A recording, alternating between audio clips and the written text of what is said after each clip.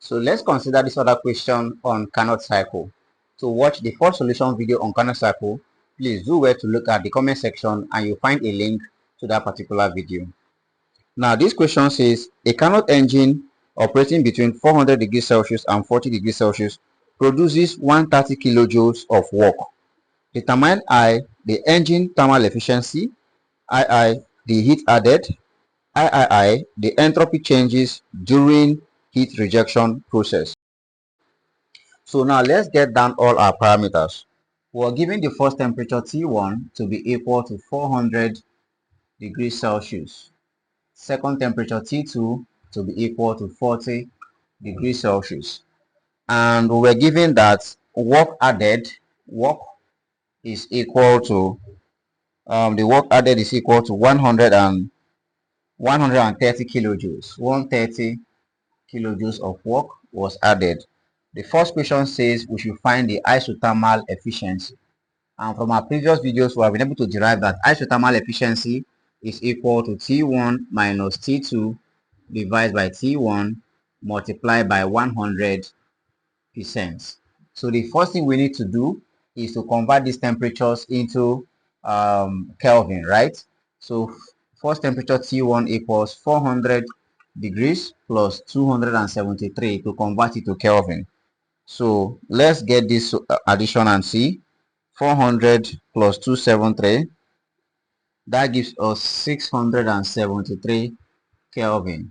Similarly, temperature T2 equals 40 plus 273, and that gives us 313 Kelvin. So if we have the temperatures in Kelvin now, we simply plug into the isothermal efficiency equation.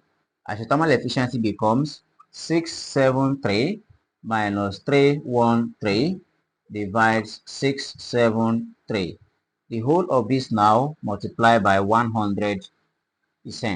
So this simply implies that our isothermal efficiency for that given question is going to be equal to, so 673 minus 313 divides 673 multiplied by 100. So that simply gives us approximately 53%. So for that question, the thermal efficiency is simply 53%. Okay. Now the next question says we should find the heat added. Now you recall that isothermal efficiency itself can also be defined as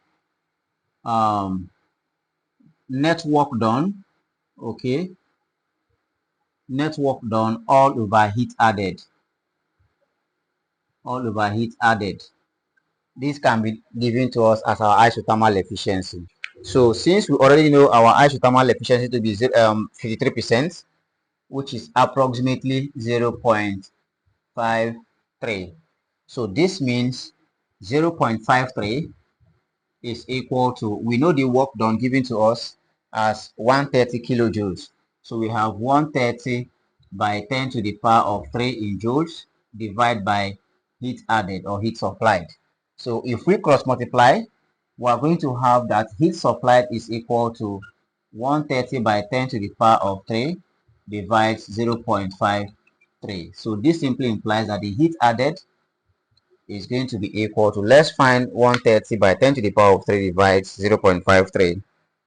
So that gives us approximately 245,283.02 in joules. So this simply implies that the heat added is going to be equal to, so if we convert this to kilojoules, it becomes 245.28 kilojoules of heat was added. So that becomes our heat added. The final question says we should find the enthalpy changes during heat rejection process. Okay, so during heat rejection process is process 3 to 4 from the TS diagram. Process 3 to 4 is the heat rejection process in the cooler. For that reason, first of all, you recall that your entropy mathematically is given simply as heat divided by temperature. So So if we are considering heat rejection between state 3 and state 4, then the entropy becomes entropy change. Okay, you can do that here. So the entropy becomes entropy change between state 3, S4 minus S3. This is going to be equal to heat rejection all over temperature between state 3 and state 4, all over temperature.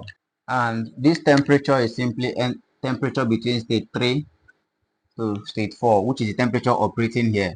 So the first temperature is T1, which is giving us 400 degrees Celsius. Second temperature is 40 degrees Celsius. So this is the temperature that we are going to be using here since we are considering state 3 to state 4. So all we need to do now is find heat rejection, right? That's what we need to do now, find heat rejection. So let's take this off. But we know that network equals heat supplied plus heat rejected. This is our network. And from the question, the network was given to us as 130 kilojoules. And this is equal to, we're able to get the heat supplied. We're able to get the heat supply to be equal to 245.28 kilojoules. So you have 245.28 plus the heat rejected. So from here, we simply make heat rejected the subject of the formula. That becomes 130 kilojoules minus 245.28. So this simply implies that our rejected heat is going to be equal to now negative. It is negative because heat rejection or heat removed from the system automatically becomes negative. So let's find our value. 130 minus 245.28.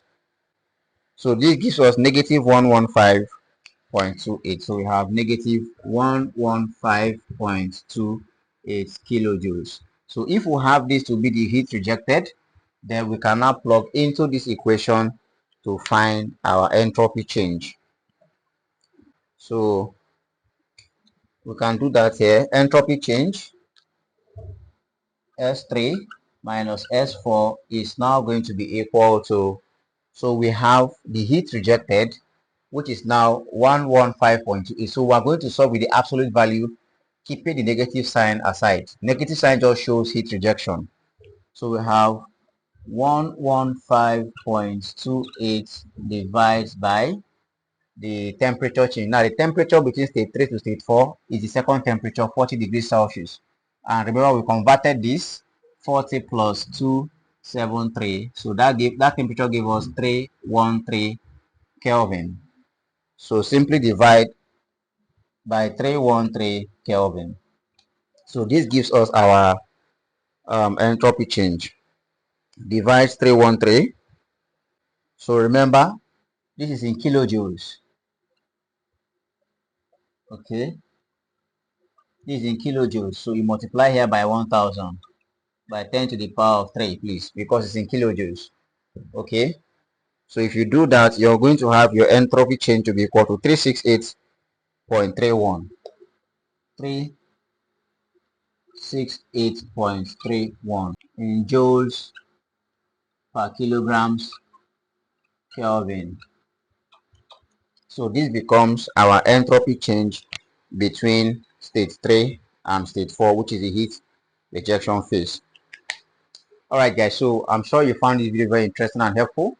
Please do well to appreciate the work by liking, commenting nicely, sharing to your friends. And if you're new to the channel, do well to strike the subscribe button and turn on your bell notification. I will see you in the next video with another problem on Carnot Cycle. Cheers.